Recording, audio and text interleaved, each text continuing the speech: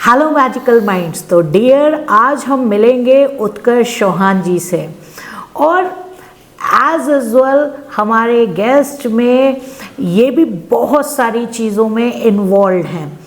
सबसे बड़ी बात ये कि ये फ्रेंचाइजी कंसल्टेंट हैं, उसके साथ ही साथ बुक्स के ऑथर भी हैं, रिसर्चर भी हैं। इनके आर्टिकल्स भी आपको न्यूज़पेपर में और मैगजीन्स में आए दिन मिलेंगे और इन्होंने आईएफटी से डिप्लोमा भी किया हुआ है। तो आज कैसे इन्होंने अपने स्टूडेंट जर्नी से एक फ्रेंचाइजी डिस्ट्रीब्यूटर कंसल्टेंट तक का सफ़र तय किया और वहाँ पे फ्रेंचाइजी के इनसाइट्स क्या होते हैं, वो बिज़नेस कैसे चलाया जाता है, उसमें क्या क्या पॉइंट्स होते हैं जो फोकस में रखने पड़ते हैं, वो सारी चीज़ें आज हम उत्कर्ष जी से बात करते हुए सीखेंगे। वेलकम उत्कर्ष जी एडू अटैक प्लेटफॉर्म पे। और आज हम आपसे फ्रेंचाइजी बिजनेस के बारे में बहुत सारे इंसाइट्स जानना चाहेंगे और बल्कि इस कॉन्सेप्ट को भी एक्सप्लोर करना चाहेंगे। Thank you so much for inviting me. Utkarsh ji, सबसे पहले मैं आपसे ये पूछना चाहूँगी कि आप फ्रेंचाइजी कंसल्टिंग के बिजनेस में हैं, तो आपको इसमें ऐसा क्या अच्छा लगता है? देखिए, ये बात बिल्कुल ठीक है कि एट द मोमेंट मैं फ्रेंचाइज कंसल्टिंग के बिज़नेस में हूँ, यही मेरा प्रोफेशन है और सब कुछ है। बट अगर मैं किसी से भी ये कहूँ कि मुझे स्टार्टिंग से काफ़ी क्लैरिटी थी कि मुझे कंसल्टिंग में जाना है और उसमें भी फ्रेंचाइज कंसल्टिंग में जाना है, तो वो गलत होगा। क्योंकि जो मेरी डिस्कवरी रही है मेरे प्रोफेशन को लेके, वो बहुत ही ग्रेजुअल रही है और स्लो रही है। और ये जर्नी स्टार्ट होती है ग्रेजुएशन के टाइम से। मतलब जब मैं ग्रेजुएशन कर रहा था दिल्ली यूनिवर्सिटी से, शहीद भगत सिंह कॉलेज, तो वहाँ पे मैं कई सारी एक्टिविटीज़ में पार्टिसिपेट करता था। अब जैसे स्टूडेंट पॉलिटिक्स एक मेजर एक्टिविटी थी जिसमें मैंने काफ़ी टाइम दिया, डिबेटिंग एक दूसरी एक्टिविटी थी, और रिसर्च पेपर प्रेजेंटेशन, तो इस तरीके की एक्टिविटीज़ मैं करता था। तो अब जब मैं स्टूडेंट पॉलिटिक्स में था या डिबेटिंग कर रहा था तो मज़ा तो काफ़ी आता था, बट एक चीज़ की क्लैरिटी थी कि भाई पॉलिटिक्स में तो नहीं जाना है। बट ये था कि यार ये काम करते हुए मुझे काफ़ी अच्छा लग रहा है, मुझे ऐसा लग रहा है कि ये काम मेरी पर्सनैलिटी से अलाइन कर रहा है, मैं इसको एंजॉय कर रहा हूँ। तो ऐसा कोई प्रोफेशन या सोटू से कोई फील्ड ढूंढा जाए जिसमें मैं इस तरीके की चीज़ें कर पाऊँ। ठीक है, फिर तो ग्रेजुएशन ख़त्म हुई, उसके बाद एक क्लैरिटी आ गई थी कि मेरे को किसी न किसी तरीके की कमर्शियल एक्टिविटी करनी है, चाहे वो जॉब करनी है, चाहे वो बिज़नेस करना है। अब बात है एमबीए करने की आफ्टर ग्रेजुएशन।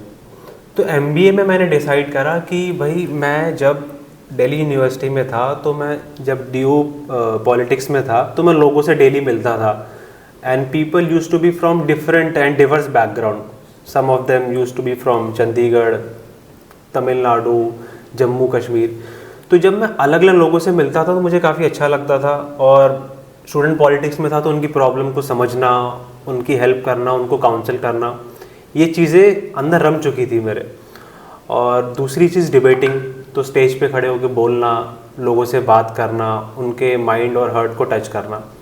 तो मुझे लगा कि ये सारी एक्टिविटीज़, सेल्स और मार्केटिंग, या यूँ कहूँ कि कंसल्टिंग भी एक ऐसा प्रोफेशन है जहाँ पे ये सारी चीज़ें मैं कर सकता हूँ। तो एमबीए मैंने फिर सेल्स एंड मार्केटिंग में करी। इंटरनेशनल बिजनेस भी एक स्ट्रीम थी मेरे पास along with sales and marketing. तो करते करते क्या हुआ कि मैंने फ्रेंचाइज कंसल्टिंग के बारे में सुना, थोड़ा पढ़ा। फिर मिस्टर करण सिंह है, उनकी कंपनी थी बिजनेस एरा कंसल्टिंग, तो he was the founder there, so he invited me to join him. तो मैंने उनको एज ए को फाउंडर ज्वाइन करा। तो वहाँ पे जब मैं अपना काम करना शुरू करा, लोगों से मिलना, अगेन उनको कंसल्ट करना फ्रेंचाइज के बारे में, तो मुझे ऐसा लगा ये तो कोई ऐसी चीज़ है जो मेरे लिए ही बनी है या मैं इसके लिए बनाऊँ, मतलब मैं काफ़ी इंजॉय करता हूँ।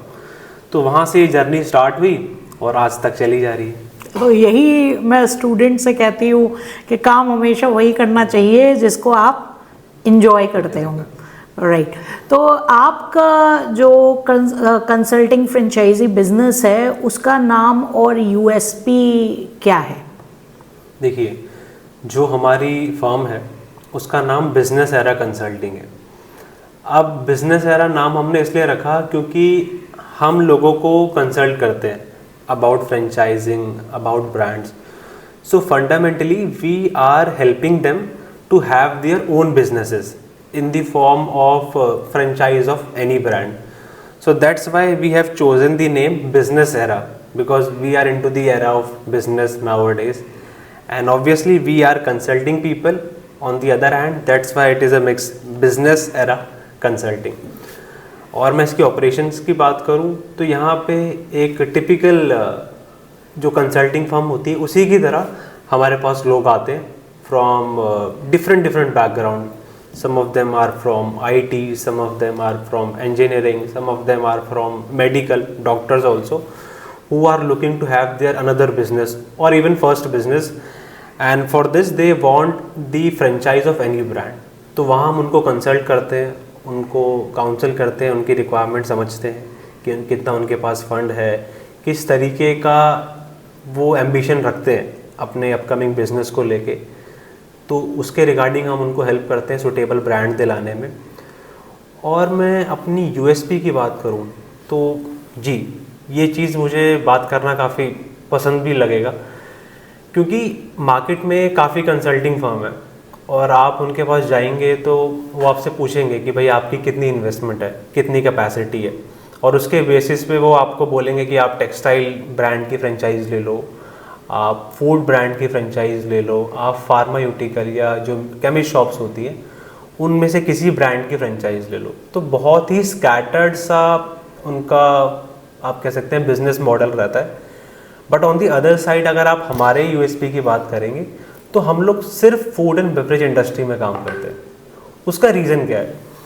हम लोगों ने ये चूज़ नहीं करा कि हमें सिर्फ फूड एंड बेवरेज में काम करना है. It is the actual people, because of them we are into the food and beverage only. क्योंकि जब हम लोगों से मिलते थे इनिशियली कोई आता था कि मेरे को ना आप एक लेट्स से कैंटाबिल की फ्रेंचाइज दिला दो, आप मेरे को रेमंड्स की फ्रेंचाइज दिला दो. कोई वहाँ से आता था कि आप मेरे को HOD जो लैब्स होती हैं ब्लड टेस्टिंग वगैरह के लिए उनकी फ्रेंचाइज दिला दो. तो हम लोग एफर्ट्स भी करते थे और दिलवाई भी लोगों को. बट धीरे धीरे ना लोगों से मैंने सुना कि नहीं, अगर हम फूड ले लेते ना तो ज़्यादा बेटर रहता. हमने ज़िद करी. या फूड एक ऐसी चीज़ है जिससे इमोशनली तो हम पहले से कनेक्ट हैं, हमें पता है कि कैसा टेस्ट होना चाहिए, कैसी हॉस्पिटैलिटी हमें ऑफ़र करनी है, तो फूड इज़ बेटर. और फिर बाद में भी जब लोग हमें आते गए, हमें नए लोग मिलते गए, तो उनका प्री डिटरमिन्ड माइंडसेट था कि हमें फूड में ही जाना है. क्योंकि देखिए फूड एक ऐसी चीज़ है कि आप चाहे एंटरप्रेन्योर हो, चाहे आप हाउस मेकर हो या वर्किंग प्रोफेशनल हो, फूड के साथ सबका इमोशनल टच है. आपने खाया है, आपने खिलाया है, तो वो चीज़ बिजनेस मॉडल में उतारना और उस चीज़ का बिजनेस करना मुझे लगता है काफ़ी ठीक रहता है क्योंकि आप उससे ऑलरेडी कनेक्टेड हो. Okay, that's great. मतलब कि फूड इंडस्ट्री में आप कहेंगे कि आपको ज़्यादा मज़ा आता है क्योंकि एक कस्टमर जो है वो उससे ज़्यादा अटैचमेंट और इमोशन जो है वो फील करता है. अच्छा उत्कर्ष जी, मैं अपने स्टूडेंट्स के लिए एक चीज़ आपसे पूछना चाहूँगी कि फ्रेंचाइजिंग जो पूरा बिजनेस होता है, कॉन्सेप्ट होता है, ये क्या होता है और इसके टाइप्स क्या होते हैं, क्योंकि आप इस फील्ड में एक्सपर्ट हैं, तो उसको ज़रा आप हमारे स्टूडेंट्स के लिए एक्सप्लेन कर दें. देखिए फ्रेंचाइजिंग एक बिज़नेस मॉडल है और अब आप समझिए कि जैसे हमने बहुत सारे ब्रांड्स देखे, जैसे मैकडोनल्ड हो गया, डोमिनोज़ हो गया, KFC हो गया, ये सारे वेस्टर्न ब्रांड्स हैं. बाहर कहीं किसी ने बनाए, किसी ने प्लानिंग करी, किसी ने इनका बिजनेस मॉडल बनाया और वहीं पर ही इन्होंने सर्विसेज देना शुरू करा. बट आज जब हम इंडिया में इनके आउटलेट्स देखते हैं तो हमारे माइंड में क्वेश्चन आता है कि भाई ये इंडिया में आए कैसे. या आप दुनिया के किसी भी कोने में जाओ, so you will definitely find A McDonald, A KFC. तो इसके पीछे फ्रेंचाइजिंग है. अब देखिए अगर किसी ने एक रेस्टोरेंट ओपन करा है और वो 2-4 साल एकदम बढ़िया तरीके से चलाया, उसमें प्रॉफिट्स आए, उसमें एक अच्छी कहते हैं ना कि वेल स्टैब्लिश्ड ऑडियंस भी मिल गई उनको. अब वो चाहते हैं कि इसको मैं बाकी लोगों को भी ऑफ़र करूं ताकि वो इस बिज़नेस को यूज़ करके कमाएं और बिज़नेस को आगे बढ़ाएं.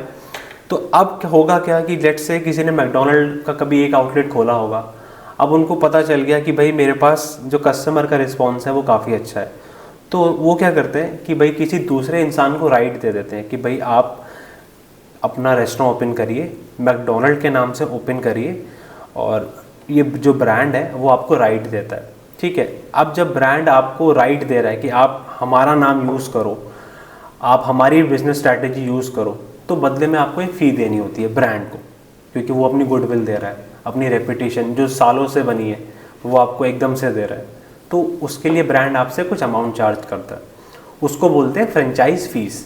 ओके। क्योंकि अगर आप किसी ब्रांड की फ्रेंचाइज ले रहे हो, आप उसकी गुडविल यूज़ कर रहे हो, आप उसका SOP यूज़ कर रहे हो, तो बदले में you have to pay the franchise fee to the brand. पहली चीज़ ये हो गई। फिर दूसरी चीज़ क्या होती है कि फ्रेंचाइजिंग में सिर्फ गुडविल नहीं जाती दूसरे पार्टनर के पास, आप अपने ह्यूमन रिसोर्स भी उनको देते हो। जो अच्छा ब्रांड होगा वो हमेशा एक चीज़ करेगा, और वो चीज़ ये है कि जब भी उसके पास कोई नया पार्टनर आएगा और वो बोलेगा कि मैं आपका आउटलेट खोलना चाहता हूँ या मैं मैकडोनल्ड का आउटलेट खोलना चाहता हूँ, तो जो मैकडोनल्ड है वो अपना स्टाफ उनको देगा। क्योंकि देखिए, स्टाफ जाएगा पुराना वाला, तभी सेम क्वालिटी और सेम टेस्ट ऑफ फूड वो बना पाएंगे। जो अमेरिका में बन रहा था, जो इंग्लैंड में बन रहा था, तभी वो आज इंडिया में बन पा रहा है। वही तो सबसे इम्पोर्टेंट रहता है कि सारे आउटलेट्स का टेस्ट जो है वो सेम रहे। मुझे लगता है कि फूड सेक्टर में ये एक बहुत इम्पोर्टेंट चीज़ है। बट कई लोग इसको नज़रअंदाज करते हैं। बट जो अच्छे ब्रांड हैं वो जैसे ही उनको कोई फ्रेंचाइज पार्टनर मिलता है, वो अपना स्टाफ उनको देते हैं और डे टू डे बेसिस पे अपना रॉ मटेरियल वहाँ पहुँचाते हैं। क्योंकि देखिए, अगर आप दिल्ली में या गुड़गांव में, गाज़ियाबाद में, तीनों जगह में घूमते हैं और आपको भूख लग रही है, तो आपके माइंड में आएगा कि यार दिल्ली में ये अच्छा मिलता है, गाज़ियाबाद में ये अच्छा है और गुड़गांव में ये। बट अगर आप पैन इंडिया की बात करोगे और आपको भूख लग रही है, आपको मैकडोनल्ड में कुछ खाना है, तो आपको पता है टेस्ट तो यूनिफॉर्म रहेगा। तो जो यूनिफॉर्मिटी है उसके पीछे ये सब है कि आप ब्रांड जो है वो अपना स्टाफ दे रहा है, वो अपना रॉ मटेरियल दे रहा है, वो अपना SOP दे रहा है, ये सारी चीज़ें होती हैं। तो ये एक इनिशियल लेवल पे अगर किसी को फ्रेंचाइज को समझना है तो वो ये चीज़ है। और दूसरी चीज़, आपने मॉडल्स की बात करी। देखिए, अगर मैं लेमैन के लिए यहाँ पे समझाऊँ तो देखिए, मॉडल की 2 कैटेगरी हैं। अगर मैं कैटेगरी A की बात करूँ तो आपने मैकडोनल्ड की फ्रेंचाइज ली, ठीक है, तो मैकडोनल्ड आपसे पूछेगा कि whether you want to go for the small model which we call take away model, कि भाई आपका एक अपना आउटलेट है, वहाँ पे आप चीज़ें बना रहे हो और सीधा कस्टमर को दे रहे हो, but there is no sitting arrangement for the people, वो बैठ के खा नहीं सकते। जैसे हमने देखा हाईवेज़ वगैरह पे जो होते हैं मैकडोनल्ड टेक अवे के फॉर्म में भी होते हैं। दूसरा मॉडल आता है डाइनिंग मॉडल, या जिसको रेस्टोरेंट मॉडल भी बोलते हैं, जहाँ पे आपका किचन होता है, बट किचन के साथ में आपका सीटिंग अरेंजमेंट भी होता है कि जहाँ आप 30-40 लोगों को बिठा के खिला सकते हो। तो ये एक कैटेगरी हो गई जिसमें टेक अवे मॉडल भी आ गया, जिसमें डाइनिंग या रेस्टोरेंट मॉडल भी आ गया। बट एक दूसरी कैटेगरी है, उस कैटेगरी में 2-3 चीज़ें आती हैं। एक होता है कोको मॉडल फ्रेंचाइज का।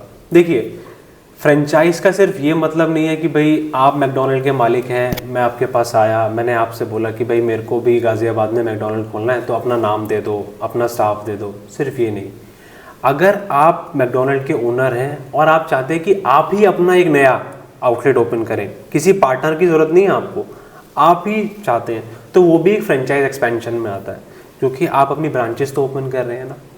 बट इस वाले केस में क्या होता है, जो कोको मॉडल है उसकी फुल फॉर्म है कंपनी ओन्ड कंपनी ऑपरेटेड। मतलब being a owner of McDonald, आपने खुद एक अपना आउटलेट ओपन करा है अपनी खुद की इन्वेस्टमेंट पे, और आप उसको खुद चला रहे हो। जब आप अपनी खुद की इन्वेस्टमेंट आप लगा रहे हो, आप खुद उसको मैनेज कर रहे हो, so you are the sole beneficiary of all the profits, क्योंकि कोई दूसरा पार्टनर तो है नहीं। तो ये होता है कोको मॉडल। फिर इसकी एक दूसरी लेयर है जिसको बोलते हैं हम लेट्स से फोको मॉडल। अब फोको में क्या होता है कि आप मैकडोनल्ड के ओनर हो, आपने कहा कि मेरे को आज से अपने ब्रांड की फ्रेंचाइज देनी है दूसरे लोगों को।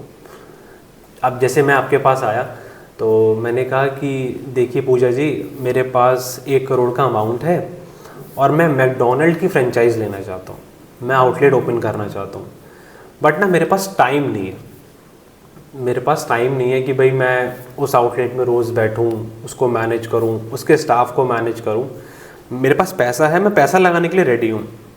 तो यहाँ पे जो रोल आता है वो आता है कि ऐसा मॉडल जिसमें मैं इन्वेस्ट कर रहा हूँ और आउटलेट मेरे पैसों से बना है, बट उसको मैनेज आप लोग करोगे, बदले में मैं सिर्फ केवल मतलब मैनेजमेंट को आउटसोर्स कर दिया गया। हाँ, तो उसको हम बोलते हैं कि फ्रेंचाइज ओन्ड कंपनी ऑपरेटेड। मतलब मैंने आपको 1 करोड़ रुपए दिया, बदले में आपसे राइट ले लिया कि भाई मैं गाज़ियाबाद में अपना एक आउटलेट ओपन कर रहा हूँ मैकडोनल्ड के नाम से, बट उसकी मैनेजमेंट आप लोग करोगे और बदले में आप मुझे कुछ प्रॉफिट का हिस्सा दे दोगे और रेस्ट गोज़ टू यू, क्योंकि आप उसको मैनेज कर रहे हो तो एक प्रॉफिट शेयरिंग में हिस्सा आपका भी रहेगा। ओके आप इसको एफडी मान लीजिए एक तरीके से, कि मैंने आपको अपना पैसा दे दिया और मैंने बोला कि भाई बदले में आप मेरे को कितना दे दोगे, उस पैसे से आप कुछ भी करो, इस तरीके। मतलब ब्रांड के पास जो बाहर से पर्सन आया उसने अमाउंट दे दिया फ्रेंचाइजी ओपन करने के लिए, इन्वेस्टमेंट बाहर वाले पर्सन का है और जो ब्रांड की ओनरशिप है वो उसकी खुद की है, ऑपरेशंस भी ब्रांड ही कर रहा है। बिल्कुल ओके जैसे आपने सिंपल सा है कि जो आउटलेट है उसकी ओनरशिप मेरे पास रहेगी, क्योंकि वो मैंने अपनी कैपिटल आपको दी है, आपसे राइट लिए हैं और वो आउटलेट बनाया है। बट आप वो पार्टी हो जो उसको आप मैनेज कर रहे हो, आप उसको ऑपरेट कर रहे हो। तो लेट से 100 रुपए हम लोगों ने मिलके कमाए उस आउटलेट से, तो अग्रीमेंट में आप मेरे को पहले ही बता दो कि उत्कर्ष जी देखो आप मैनेज तो कर नहीं रहे हो, आपने सिर्फ एक फिक्स कैपिटल डाला है इसमें और 100 रुपए की सेल हो रही है, तो मैं आपको महीने के 20 रुपए आपको दे दूंगा, बाकी 80 मेरे हैं, क्योंकि मेरे को उसमें से रेंट का भी खर्चा निकालना है। आप ब्रांड को रेंट का खर्चा निकालना होता है, मेरे को स्टाफ की सैलरी देनी है, मेरे को फूड कॉस्ट निकालनी है, मेरे को इलेक्ट्रिसिटी की कॉस्ट बियर करनी है। तो आपका शेयर प्रॉफिट में बहुत थोड़ा होगा क्योंकि आप मैनेज नहीं कर रहे हो, मेरा शेयर ज़्यादा है क्योंकि मेरे ऊपर एक्सपेंसेस भी है, मेरे यानी ब्रांड के ऊपर। तो ये स्टोरी है। तो ये हो गया फ्रेंचाइज ओन्ड कंपनी ऑपरेटेड। फिर एक दूसरा आता है जिसको हम बोल सकते हैं कि फ्रेंचाइज ओन्ड फ्रेंचाइज ऑपरेटेड, इसको हम फोफो बोलते हैं, फ्रेंचाइज ओन्ड फ्रेंचाइज ऑपरेटेड। इसमें सारी सरदर्दी मेरी है, मेरी यानी मैं जो मैकडोनल्ड के पास जा रहा हूँ उनकी फ्रेंचाइज खरीदने के लिए। अब इसमें अगेन मैंने 1 करोड़ रुपए आपको बता दिया कि मेरे पास है, मैं आपसे राइट लेना चाहता हूँ ताकि मैं मैकडोनल्ड का आउटलेट ओपन करूँ। तो मैं अपनी कैपिटल से वो आउटलेट पूरा इस्टेब्लिश करवाऊँगा। जब वो इस्टेब्लिश हो जाएगा तो उसके जितने भी खर्चे हैं वो मुझे बियर करने हैं, ठीक है, क्योंकि जो भी प्रॉफिट आएगा वो भी मेरा रहेगा। तो इस तरीके से मान लीजिए कि मालिक भी मैं ही हूँ, फ्रेंचाइज ओन्ड फ्रेंचाइज ऑपरेटेड, चलाने वाला भी मैं ही हूँ। और उसमें एक चीज़ और है, रॉयल्टी एक टर्म है जो मैं एक्सप्लेन करता हूँ।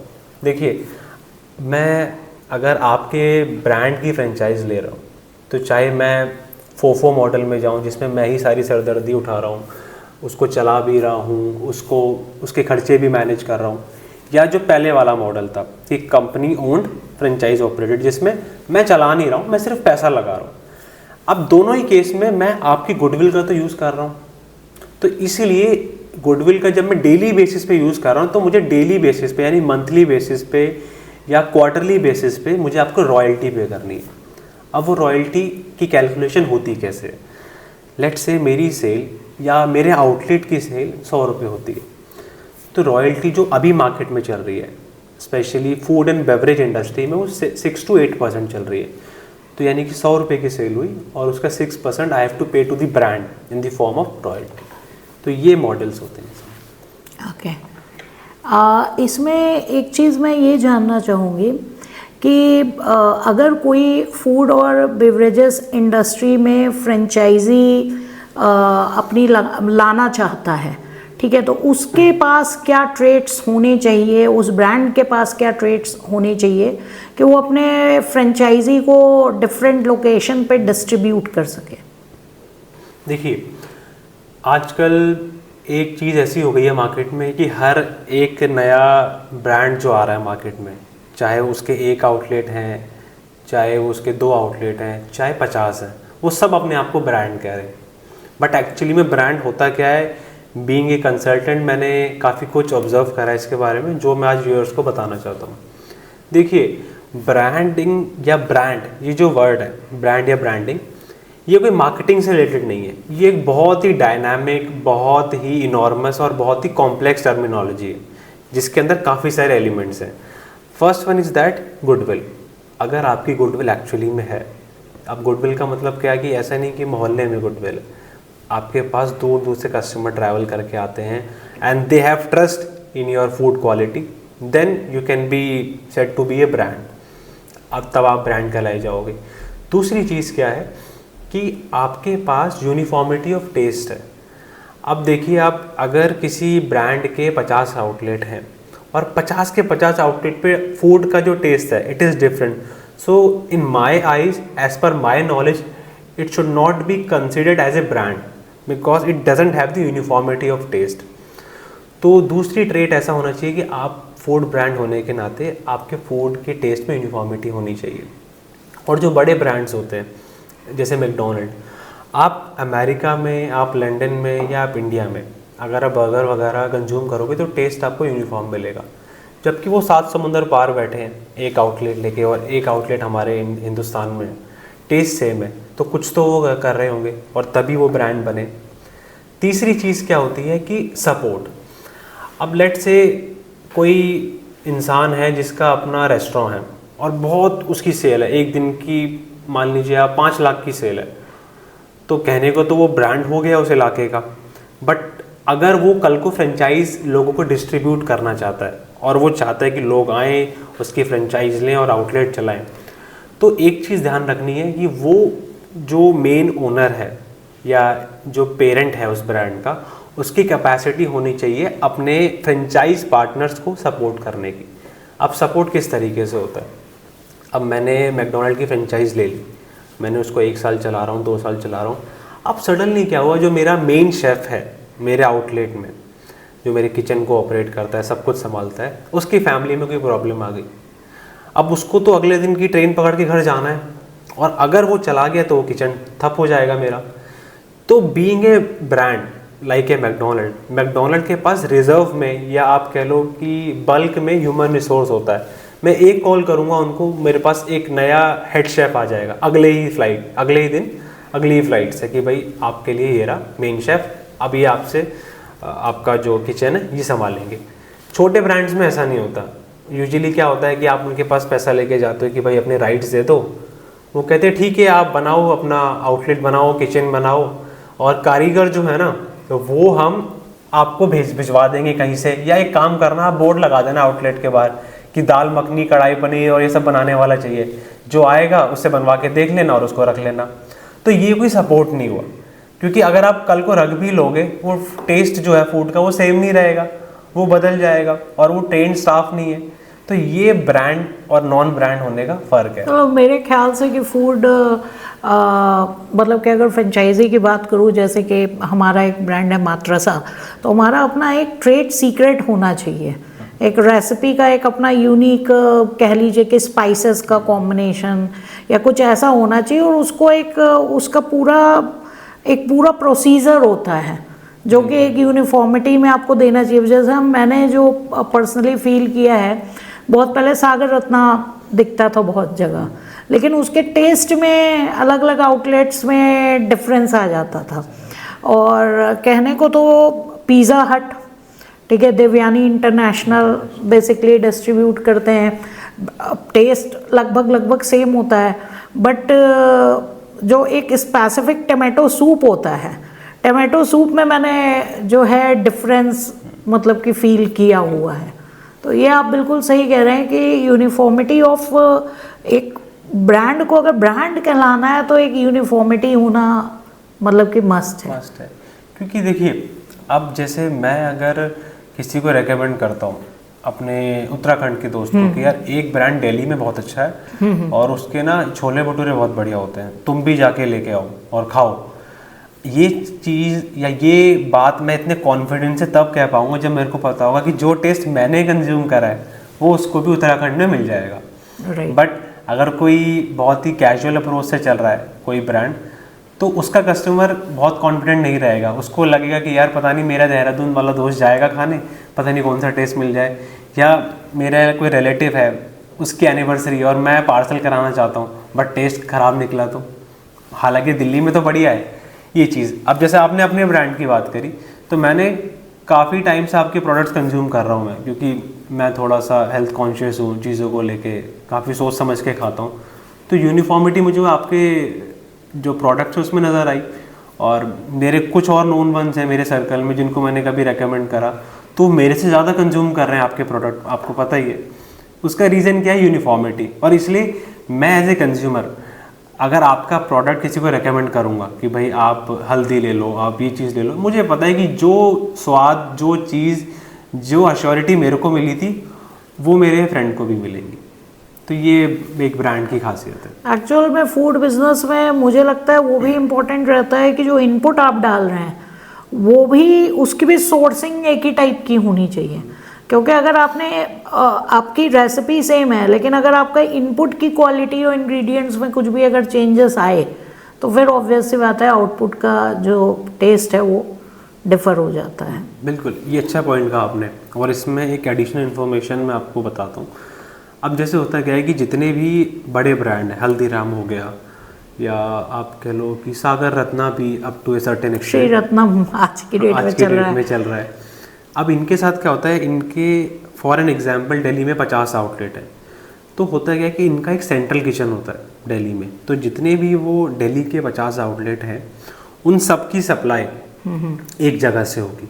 उन सब के पास जो मसाले जाएंगे, मिर्च जाएगी, नमक जाएगा, वो एक जगह से जाएगा, एक प्रकार का जाएगा। तो वो यूनिफॉर्मिटी।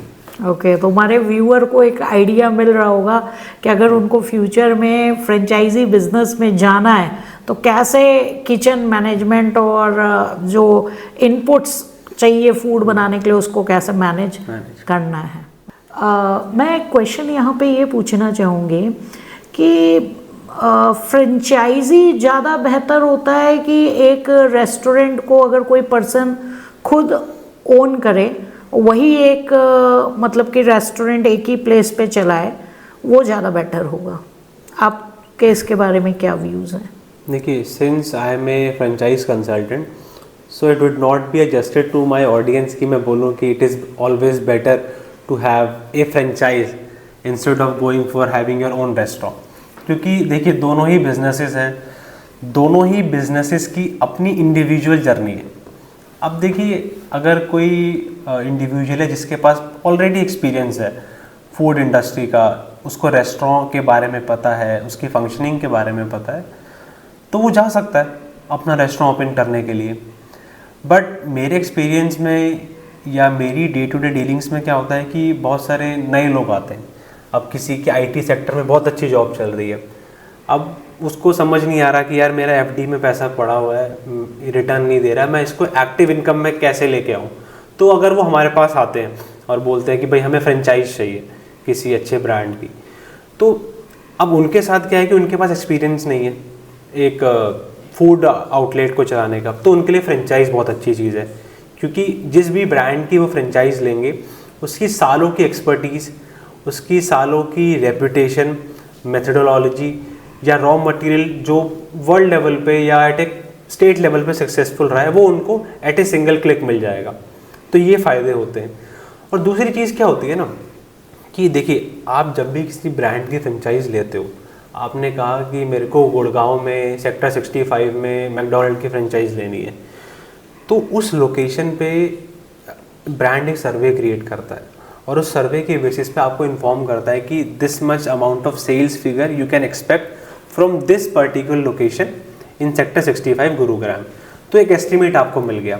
और जब वो एस्टीमेट मैकडॉनल्ड जैसे ब्रांड के पास से आ रहा है, तो आपको पता है कि इतनी अच्छी टीम है इनकी और ये खुद ही इतने सक्सेसफुल हैं, तो जो भी projection they are giving for this property, it is absolutely correct. तो एक अश्योरिटी मिल गई कि भाई इतना हो जाएगा। दूसरी चीज़, आपको खर्चे पता होते हैं, क्योंकि मैकडॉनल्ड आपको बता देगा कि आपके इस आउटलेट में इतने एम्प्लॉयज़ काम करेंगे, इसका इतना रेंट होने वाला है और इतना रॉ मटेरियल की कॉस्ट आपकी आने वाली है। तो there is a lot of certainty and assurance about cost you have to bear, about revenue which you are going to generate. Assurity है। अब अपने रेस्टोरेंट में क्या है कि आपने 2 करोड़ लगा के भी एक बहुत आलीशान रेस्टोरेंट बना दिया और आपने साउथ एक्स में खोला या खान मार्केट में ओपन करा, बट फिर भी there is no one to tell you how much you are going to earn out of it, because ultimately the moment you start operating your outlet then only one can get to know कि भाई आप कितनी sales करोगे। और खर्चों में क्या होता है कि जब आप खुद का रेस्टोरेंट ओपन करते हो तो कई सारे लाइसेंसेस लेने के बारे में हमें पता ही नहीं होता। जब आप किसी ब्रांड के पास जाते हो वो तो लिस्ट निकाल देता है कि भाई ये 10 लाइसेंसेस हैं, ये हम आपको ओके करवा के देंगे, आपने ओके नहीं करवाना है, हम ओके करवा के देंगे आपकी लोकेशन के लिए। बट अपने रेस्टोरेंट के केस में कई सारी लाइसेंसिंग चीज़ें ऐसी हैं जो हमें पता ही नहीं है और वो रह जाती है, फिर बाद में प्रॉब्लम आती है, उसका भी खर्चा है, ये सारी चीज़ें। ओके, तो मीन्स आप एक तरीके से ये कहना चाह रहे हैं कि अगर कोई खुद का रेस्टोरेंट ओपन करता है, अगर वो रिस्क कैलकुलेट कर सकता है तो वो उसके लिए उसको जाना चाहिए। अदरवाइज फ्रेंचाइज अगर हम किसी ब्रांड की लेते हैं तो वहाँ पे ऑलरेडी बहुत सारी चीज़ें, बहुत सारे फाइनेंशियल्स आपको कैलकुलेटिव मिल जाएंगे, चाहे वो लीगल पॉइंट ऑफ व्यू से हो चाहे वो फाइनेंशियल पॉइंट ऑफ व्यू से। एग्जैक्टली। कि कौन सा कुजीन या लोकेशन फूड फ्रेंचाइजी के लिए सबसे बेस्ट मतलब कि आप कहेंगे? देखिए, अब आपने 2 वर्ड यूज़ करे, पहला है क्यूजीन, दूसरा है लोकेशन। ये दोनों ही बहुत क्रूशियल फैक्टर हैं when you are deciding to buy a franchise, specially a food franchise. अब लेट्स से आपको नॉनवेज बहुत पसंद है, आपने कहा कि यार मेरे को अगर रेस्टोरेंट ओपन करना है ना, मैं तो नॉनवेज का करूँगा, मुगलई क्यूजीन का। अच्छा, अब आपके पास पर अपनी खुद की प्रॉपर्टी नहीं है तो आप रेंटल प्रॉपर्टी के लिए जाओगे।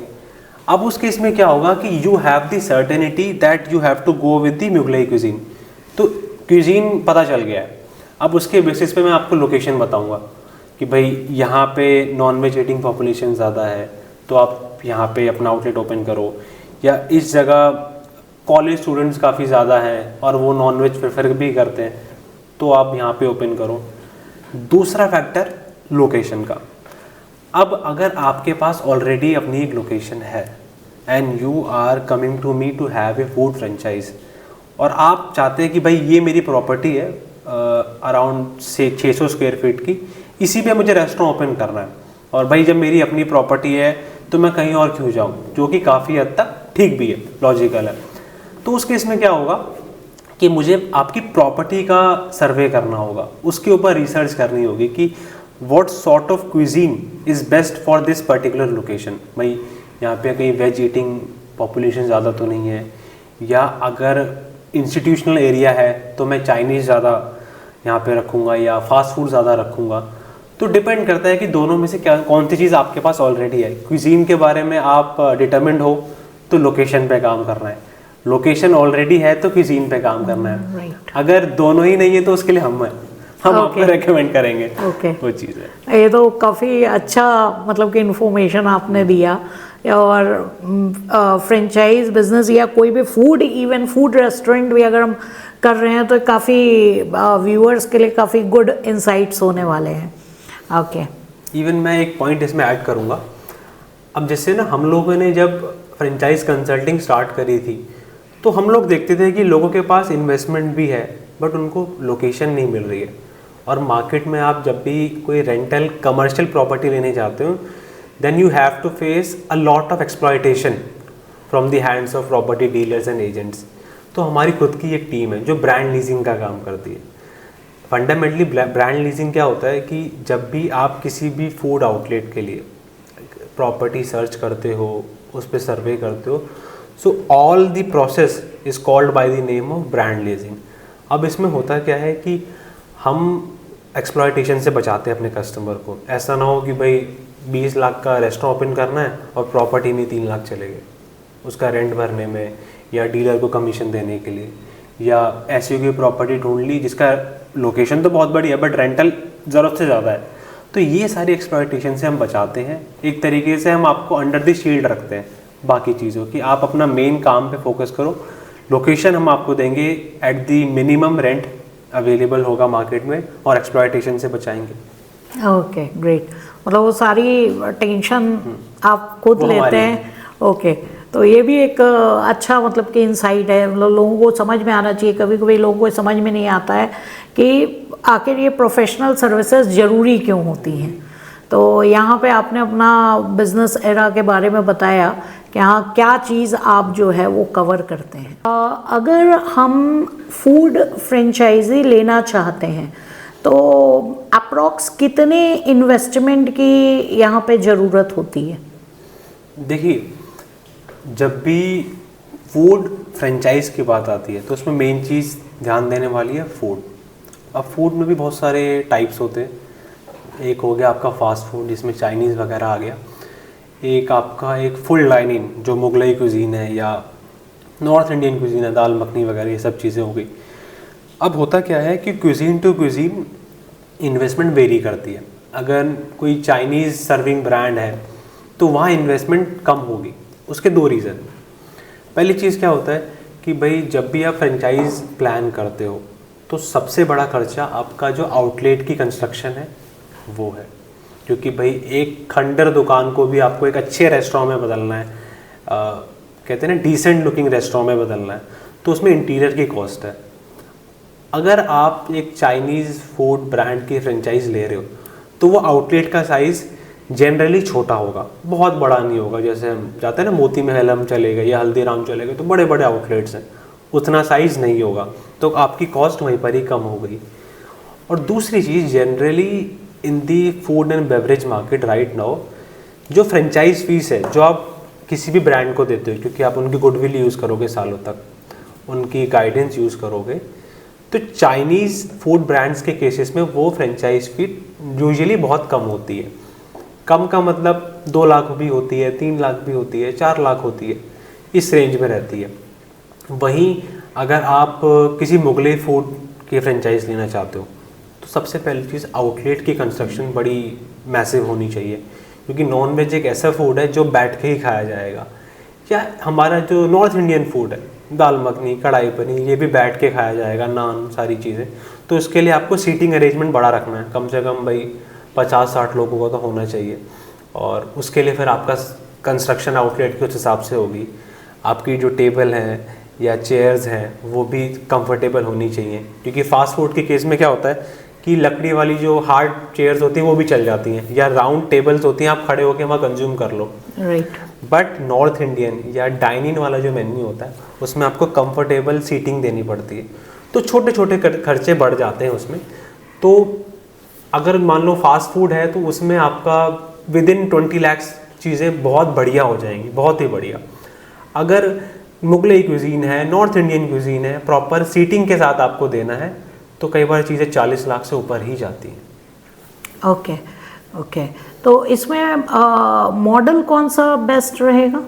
देखिए, इसमें अगेन हमने पहले भी मॉडल्स की बात करी है, जिसमें मैंने ए कैटेगरी बताई थी और एक बी कैटेगरी बताई थी। तो ए कैटेगरी में आता है टेक अवे मॉडल और डाइनिंग मॉडल। अगर आप चाइनीज़ सर्व कर रहे हो तो टेक अवे मॉडल आप प्रेफर करो।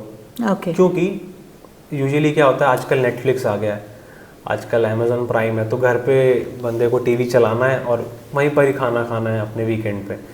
तो और चाइनीज़ फूड ऐसा होता है कि अगर आप उसको घर पे भी नहीं खा रहा वो आपके आउटलेट पे आके भी खड़े खड़े कंज्यूम कर सकता है। जैसे भाई रोल्स हो गए, मोमोज हो गए, ये यूजुअली खड़े होकर कंज्यूम होते हैं इंडिया में। तो वहाँ पे छोटा मॉडल जो कि टेक अवे मॉडल है वो बेस्ट रहता है, और हम भी यही कंसल्ट करते हैं लोगों को, ताकि आपका जो एक्स्ट्रा खर्चा है एक इन्वेस्टमेंट के तौर पे वो कम हो जाए, और जो डे टू डे खर्चा होगा आपका वो भी कम हो जाएगा। क्योंकि भाई वही आप अगर लेट से 100 गज की दुकान में रेस्टोरेंट चला रहे हो, बट अगर आप छोटा कर लेते हो चीज़ों को, 50-60 गज में मैनेज कर रहे हो, तो खर्चा डेली बचता गया ना आपका स्टाफ कम हो गया, आपका इलेक्ट्रिसिटी का खर्चा बच गया। बट अगर आप किसी वैसे फूड के लिए जा रहे हो जिसको बैठ के खिलाना ही पड़ेगा, तो वहाँ कम से कम एक मिडल मेन्यू, यानी कि टेक अवे से थोड़ा बड़ा और फुल डाइनिंग, जिसमें मैंने 50-60 सीटिंग बोली थी, उतना ना भी हो, कम से कम 30-40 तो ये बेस्ट रहता है। वैसे भी आजकल टेक अवे के लिए इतने सारे डिलीवरी सर्विसेज और प्लेटफॉर्म्स बहुत सारे आ ही चुके हैं। बिल्कुल। और जैसे आपने मॉडल का बोला था, तो इवन हम लोगों ने भी ऑब्जर्व करा है कि ब्रांड्स भी चाहते हैं कि टेक अवे के फॉर्म में खोलें, क्योंकि एक ब्रांड्स की भी अपनी लिमिट होती है कि भाई अगर मान लो कितना स्टाफ उनको सप्लाई कर पाएंगे। कई बार ऐसा होता है कि एक बड़ा डाइनिंग रेस्टोरेंट खोला, उसमें 20 लोगों की ज़रूरत है, तो ब्रांड को 20 लोग हायर करने पड़ेंगे, उनको ट्रेन करना पड़ेगा, उनकी कॉस्ट बेयर करनी है। तो ब्रांड भी चाहता है कि भाई कम से कम चीज़ों में कम से कम टेक अवे भी हो गया, उनकी विजिबिलिटी भी बढ़ गई, और क्योंकि आजकल इतना डिलीवरी सर्विसेज इतना फेमस हो ही रखा है, तो वो उसका यूटिलाइजेशन भी कर लेते हैं। Exactly. ये फूड फ्रेंचाइजी लेने में बेसिकली कितने टाइप्स की कॉस्ट जो है वो इन्वॉल्व रहती है? देखिए, मैं इसमें थोड़ा सा एलैबोरेटिव वे में आपको बताता हूँ। पहली चीज़ जो हमारी वन टाइम कॉस्ट होती है वो क्या होती है। आप लेट से ब्रांड के पास गए, किसी भी ब्रांड, मैकडोनल्ड के पास, उन्होंने कहा 1 करोड़ रुपए, तो उस 1 करोड़ की बाइफर्केशन क्या होती है वो मैं आपको एक्सप्लेन करता हूँ। 1 करोड़ का प्रोजेक्ट है, उन्होंने आपको बताया, मतलब जो भी आपका आउटलेट बन के तैयार हो जाएगा उसकी कॉस्ट 1 करोड़ रुपए। ओके। वो वन टाइम कॉस्ट होती है जो आपको बियर करनी है। ओके। अब उस 1 करोड़ में क्या क्या चीज़ें आपको मिलती है। अब 1 करोड़ में से हो सकता है 80 लाख रुपए में आपके आउटलेट की कंस्ट्रक्शन हुई है। अब जो बचे हुए 20 लाख हैं, this is the franchise fee which you have paid to the brand, क्योंकि उन्होंने आपको अपनी गुडविल दी है, आपने उनको चार्ज दिया 20 लाख में, और बचे हुए 80 लाख में आपकी आउटलेट की कंस्ट्रक्शन हो गई। तो इस तरीके से वन टाइम इन्वेस्टमेंट जो आपको बियर करनी है। फिर होती है डे टू डे कॉस्ट किसी भी आउटलेट को या फूड आउटलेट को चलाने में। पहली चीज़, अगर आप कोई भी खाने की प्लेट बेच रहे हो, जैसे वेज थाली जो होती है, जो खाना आपने बेचा उसी की कॉस्ट है जो आपको मैनेज करनी है।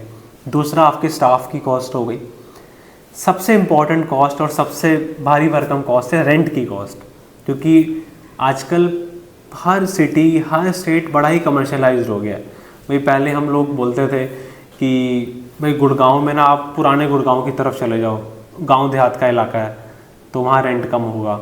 या गाज़ियाबाद को बोला जाता था कि यार गाज़ियाबाद में जो पुराना गाज़ियाबाद है लाल कुआं वाला, वहाँ रेंटल कम है। बट आज हर जगह रेंटल ज़्यादा है, क्योंकि हर जगह एक रेसिडेंशियल पॉपुलेशन रहती है, वर्किंग क्लास प्रोफेशनल्स हैं जो डेली ट्रैवल करते हैं अपने घर से और घर ऑफिस से घर, तो रेंटल बढ़ गए हैं क्योंकि हर जगह पे ऑलरेडी क्राउड है। तो आप देखिए, रेंटल एक बड़ी कॉस्ट है। फिर उसके बाद आती है इलेक्ट्रिसिटी। अब आप कमर्शियल प्रॉपर्टी में अपना रेस्टोरेंट चलाएंगे, ऑब्वियसली इलेक्ट्रिसिटी की कॉस्ट है। उसके बाद लाइसेंसिंग वगैरह जो चीज़ें होती हैं, और बाकी छोटी मोटी चीज़ें होती हैं, रिपेयर्स एंड फिक्सचर्स, जो छोटा मोटा चलता रहता है। मैं आपसे फूड फ्रेंचाइज के बारे में ये पूछना चाहूँगी, इसमें कितना, अगर हम ओपन करने की सोचते हैं तो इसमें कितना टाइम और केयर हमें डिवोट करना पड़ेगा? देखिए, इसमें मेन चीज़ आती है कि आप कौन से मॉडल के साथ जाते हैं। जैसे हमने बात करी थी एक फोको मॉडल की, फ्रेंचाइज ओन्ड कंपनी ऑपरेटेड। मतलब मैं आपके पास आया, आप मैकडोनल्ड के ओनर हो, मैंने कहा ये लो जी 1 करोड़ रुपए आप मेरे को मेरा आउटलेट बना के दे दो, और मेरे को आप ये बता दो कि कितना पैसा आप पर मंथ मेरे को दे दोगे।